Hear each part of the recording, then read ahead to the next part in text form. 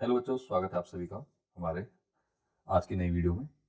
आज की वीडियो में हम साइंस के पेपर से रिलेटेड कुछ महत्वपूर्ण टॉपिक्स के बारे में बात करने जा रहे हैं जो आपके पेपर में आपकी हेल्प करेंगे। ठीक है, तो पहला हम भौतिक विज्ञान के विषय में बात कर लेते हैं, भौतिक विज्ञान संबंधित प्रश्नों पे कि इनमें कौन कौन से टॉपिक्स आपको कवर करने हैं बोर्ड एग्जाम के लिए। ठीक है, सबसे पहले तो आपका लेंस की क्षमता, लेंस की फोकस दूरी और प्रतिरोधकता संबंधी जो प्रश्न है वो आपको कवर करने हैं। ठीक है, लेंस की क्षमता से संबंधित आ जाता है, कई बार दे देता है आपको क्वेश्चन में कि लेंस की क्षमता दी है, उसकी फोकस दूरी क्या हो गया, फोकस दूरी होगी तो क्षमता ज्ञात करने के लिए दे देगा, लेंस की क्षमता का सूत्र पूछ लिया जाता है आपसे। ठीक है, प्रतिरोध और प्रतिरोधकता और चालकता इनकी परिभाषा पूछ लेता है, या कभी इनके ऐसा ही मात्रक पूछ लेगा, या आपको इनसे संबंधित कोई सवाल दे देगा। ठीक है, कोई भी एक नंबर का या 2 नंबर का सवाल आपके उसमें आ सकता है। उसके बाद आपका है भौतिक विज्ञान में नंबर 2, परावर्तन और अपवर्तन के नियम। परावर्तन अपवर्तन के नियम आ सकते हैं, या तो दोनों नियम पूछ सकते हैं या दोनों में से एक आए। ठीक है, या स्नेल के नियम के नाम से पूछ लेता है आपसे। उसका क्वेश्चन आपका तीसरा टॉपिक रहेगा प्रकाश का वर्णन, विक्षेपण, प्रिज्म और स्पेक्ट्रम से संबंधित प्रश्न आता है तो वो आपको पूछ देगा। इसमें एक बार चित्र भी देख लीजिएगा स्पेक्ट्रम से रिलेटेड, तो ये आपको पूछा जाता है भौतिक विज्ञान में। ठीक है, इसके बाद आपका है क्वेश्चन नंबर 4, विद्युत बल प्रतिरोधकता संबंधी एक न्यूमेरिकल क्वेश्चन आ जाता है। ठीक है, इसमें ज्यादातर श्रेणीक्रम समांतरक्रम से रिलेटेड पूछ लेता है, या विद्युत बल्ब में विद्युत हीटर संबंधित जो प्रश्न है जिसमें, या बल्ब से रिलेटेड वो आपको पूछा जाता है। एक फॉर्मूला रहेगा आपका नॉर्मल विद्युत बल्ब की शक्ति है उसका, उससे आप कर लेते हो प्रतिरोधकता के श्रेणी क्रम और समांतर क्रम का प्रयोग करते हैं आप। ठीक है, इस प्रकार का न्यूमेरिकल आएगा। उसके बाद चुंबकीय क्षेत्र और चुंबकीय क्षेत्र रेखाओं के गुण के बारे में पढ़ के जाइएगा। ठीक है, इससे संबंधित भी आपका कम से कम एक प्रश्न 2 से 3 नंबर तक का आता है, कभी कभी 2 आ जाते हैं एक नंबर में, कभी 1 आएगा। उसके बाद क्वेश्चन नंबर टॉपिक नंबर 6 हम देखते हैं क्या है, लेंस और दर्पण की फोकस दूरी संबंधित न्यूमेरिकल आएगा। ठीक है, तो लेंस और दर्पण के बारे में फोकस दूरी ज्ञात करने के लिए या तो आपसे इसका सूत्र पूछ लिया जाएगा, या आपको न्यूमेरिकल वैल्यू दी जाएगी और आपको बताना होगा। ठीक है, ओके। उसका क्वेश्चन टॉपिक नंबर 7 है आपका समांतरण श्रेणी क्रम से संबंधित प्रश्न आएंगे। एक एक तो कम से कम आएगा ही आएगा फिक्स में आता है इससे।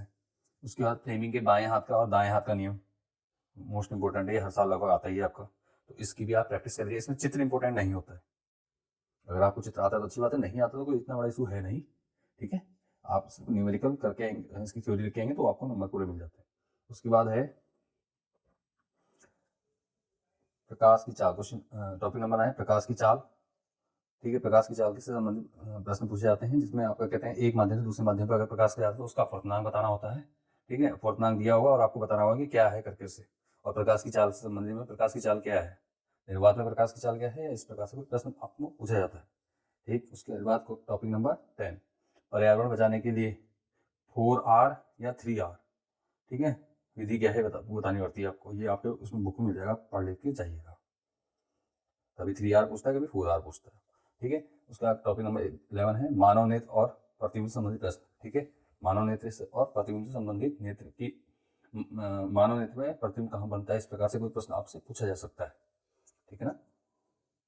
उसके बाद टॉपिक नंबर 12, भौतिक विज्ञान में उपस्थित सभी इकाइयों के ऐसे मात्रक, तो आपके उसमें कम से कम 1 या 2 ऐसे ही मात्रक आपका पूछ लिया जाता है, जैसे प्रतिरोधकता का ऐसे मात्रक पूछ लिया जाएगा, या धारा का पूछ लिया जाएगा, इस टाइप से आपको ऐसा ही मात्रक पूछे जाते हैं। ठीक है, तो आपको जितने हो सके मैक्सिमम 15-20 हैं आपके टोटल फिजिक्स में, उनको आपने अच्छे से याद कर लेना। उसके बाद क्वेश्चन नंबर टॉपिक नंबर 13 में देखिए क्या, उत्तल लेंस अवतल लेंस के प्रतिबिंब की स्थिति और प्रकृति से संबंधित प्रश्न। तो आपको लेंस के बारे में डिटेल दी जाएगी क्वेश्चन में, और पूछा जाएगा कि इसका प्रतिबिंब कैसा रहेगा, तो आपको बताना होता है आभासी है, और प्रतिबिंब की स्थिति का है आभासी है, सीधा है, या कैसा है करके। ठीक है, बड़ा है वस्तु से, बड़ा है वस्तु से छोटा है, लेंस के सामने लेंस के पीछे। ठीक है, तो इस प्रकार के प्रश्न आपसे पूछे जाते हैं, तो इन पर एक बार नजर मार लीजिए। आप चलते हैं जीव विज्ञान की ओर।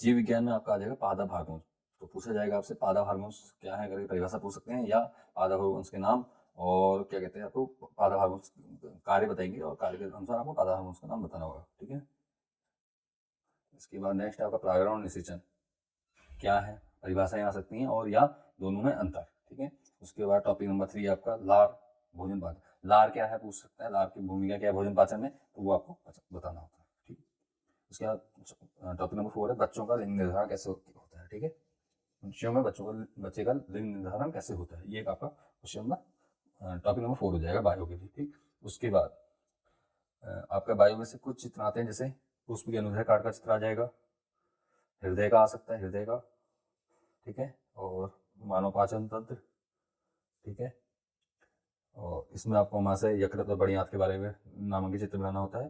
पुष्प के अनुदैर्घ्य काट हो गया, हृदय का हो गया।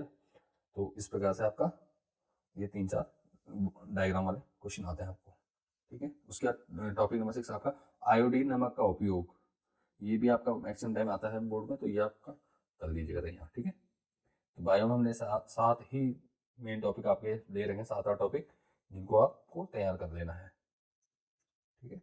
उसके बाद आगे बढ़ते हैं। इसके बाद रसायन विज्ञान में आपका रासायनिक अभिक्रिया समीकरण से संबंधित प्रश्न आएंगे, जैसे संयोजन अभिक्रिया, वियोजन अभिक्रिया, विस्थापन, द्विस्थापन, उभय प्रतिस्थापन आदि के बारे में पूछ लिया जाता है, ठीक है। रेडॉक्स या अन्य अभिक्रियाओं के बारे में पूछा जाएगा, ठीक है। इनकी परिभाषाएं और इनसे संबंधित समीकरणें आपको याद होनी चाहिए, क्योंकि इनमें से एक क्वेश्चन जरूर आएगा, 1 या 2 मैक्सिमम आते हैं। उसके बाद कार्बनिक यौगिक और उनके आयुपेशी नामकरण, तो हाइड्रोकार्बन चैप्टर में से आपका आयुपेशी नामकरण आने के चांस बहुत रहते हैं। हर साल लगभग 1 से 2 आते हैं, जिसमें सबसे महत्वपूर्ण है एथेनोइक अम्ल का, ये तो आपका लगभग हर साल ही आता है, ठीक है, एथेनोइक अम्ल और एल्कोहल का, ठीक है ना। उसके बाद आपका है टॉपिक नंबर 3 धातु अधातु संबंधित प्रश्न, ठीक है। धातु और धातुओं के गुण पूछ सकते हैं, धातु अधातुओं की परिभाषाएं आपसे पूछ सकते हैं, या धातु अधातु से संबंधित रासायनिक समीकरणें जो आती हैं वो पूछ लेंगे। तो ये आपका टॉपिक नंबर 3 में आपको कवर कर लेना चाहिए। उसके बाद टॉपिक है 4 रासायनिक समीकरण और संतुलित रासायनिक समीकरण। रासायनिक समीकरण की परिभाषाएं रासायनिक समीकरण लिखने के लिए आ सकती है, और उनको संतुलित करने के लिए भी दिया जा सकता है, ठीक है। या तो आपसे क्या होता है जब करके प्रश्न पूछे जाएंगे, और आपको समीकरण बनानी होगी, साथ ही उन्हें संतुलित भी करना होगा। और कई बार ऐसा होता है कि आपको रासायनिक समीकरण दे रखी है, आपको केवल संतुलित करनी होती है, ठीक है। तो ये दोनों कंडीशन में आपको ये रासायनिक समीकरण, संतुलित रासायनिक समीकरण लिखनी आनी चाहिए। उसके बाद टॉपिक नंबर 5 हमारा प्लास्टर ऑफ पेरिस की जल के साथ अभिक्रिया, इस टाइप से आपके क्वेश्चन रहेंगे, या जिप्सम को 300 डिग्री केल्विन पर गर्म करने में क्या प्राप्त होता है करके, ठीक है। तो इस प्रकार से आपका क्या होगा, ये प्लास्टर ऑफ पेरिस से संबंधित प्रश्न पूछे जाएंगे, और इसमें आपको थ्योरी के साथ साथ इसकी रासायनिक समीकरण भी लिखनी होगी, और कई बार खाली रासायनिक समीकरण ही पूछी जाएगी 1 से 2 नंबर के लिए। उसके बाद जो अगला टॉपिक आपका है वो है आपका रासायनिक विज्ञान में समजातीय श्रेणी। तो आपको समजातीय श्रेणी क्या होती है, इसकी परिभाषा लिखनी होगी, ठीक है। इस टाइप का प्रश्न आपसे पूछा जाएगा। उसके बाद टॉपिक नंबर 7 है आयनिक यौगिक और उनके गुणधर्म। तो आयनिक यौगिक को संबंधित प्रश्न आपके आएंगे, तो इसकी तैयारी आपको कर लेनी चाहिए। उसके बाद टॉपिक नंबर 8 उपचयन और अपचयन अभिक्रियाएं क्या होती है, ठीक है। उपचयन और अपचयन अभिक्रियाएं क्या होती हैं, इनके बारे में आपको बताना। उपचयन, अपचयन और रेडॉक्स अभिक्रिया, कुछ भी इस टाइप से पूछ देता है आपसे, तो उनकी क्या कहते हैं परिभाषा लिखनी होगी आपको, और ये हम उनकी समीकरण भी आप बता सकते हैं, समीकरण भी आपसे सीधी पूछी जा सकती है इसके, ठीक है। उसके बाद आता है नंबर 9 अम्ल, क्षार और लवण, ठीक है, और उनके लिटमस पेपर पर प्रभाव क्या पड़ते हैं, ठीक है। या तो परिभाषाएं आ सकती हैं, या आपका ये पूछा जा सकता है एक अम्ल है जो इसको ऐसा कर देता है, लाल को नीला कर देता है या नीले को लाल करता है, इस प्रकार से, और उसका पीएच मान क्या होगा, इस टाइप से आपको पूछा जाएगा, तो आपको यह बताना होगा, ठीक है। इसलिए आपको इस टाइप के प्रश्न कर लेते हैं। उसके बाद टॉपिक नंबर 10 है उभयधर्मी ऑक्साइड संतुलित रासायनिक समीकरण क्या करनी होगी, ठीक है। या तो उभयधर्मी ऑक्साइड पूछा जाएगा, इसके उदाहरण पूछे जा सकते हैं, और रासायनिक समीकरण संतुलित करने को दी जा सकती है, ठीक है। इसके बाद आपका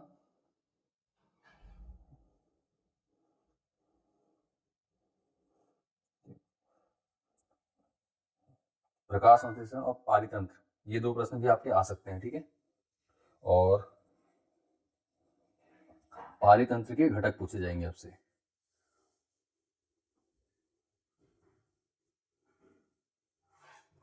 कि किन्हीं 2 घटकों के नाम, या कुछ इस प्रकार से आपसे प्रश्न पूछे जाते हैं, ठीक है। उसके बाद रसायन विज्ञान में आपका 11 नंबर टॉपिक रहेगा उदासीनीकरण अभिक्रिया क्या है, ठीक है। उदासीनीकरण अभिक्रिया के बारे में आपको पूछा जाएगा, या आपसे सीधे इसकी समीकरण पूछ ली जाएगी।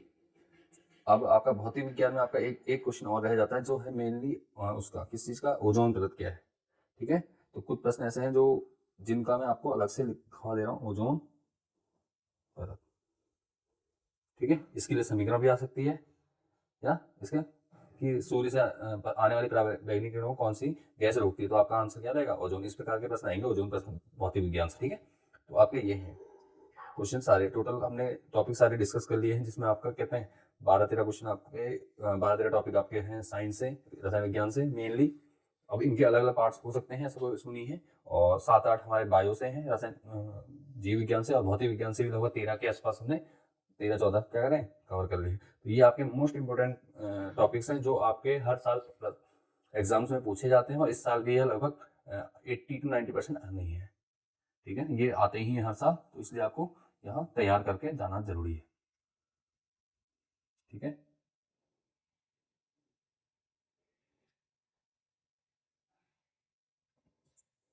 और आशा करता हूँ यह जो एनालिस्ट है ये आपके काम आया होगा। ठीक है, इन टॉपिकों से आपको काफ़ी हद तक बोर्ड एग्जाम में पेपर देने के लिए सहायता प्राप्त होगी। और इसी के साथ मैं नीचे यह पूरी टेबल आपको PDF की फॉर्म में अटैच कर दे रहा हूँ, जिससे कि आप खुद भी इन टॉपिक्स को आराम से अपने मोबाइल में या लैपटॉप में डाउनलोड करके आराम से पढ़ के देख सकते हैं। ठीक है, साथ ही में अन्य हैंड रिटन कुछ टॉपिक्स हैं जो भी मैं आपको PDF में अटैच करके दे दूंगा, ताकि आप उसमें भी देखकर अपनी तैयारी कर सकें और अच्छे नंबर प्राप्त कर सकें एग्जाम में।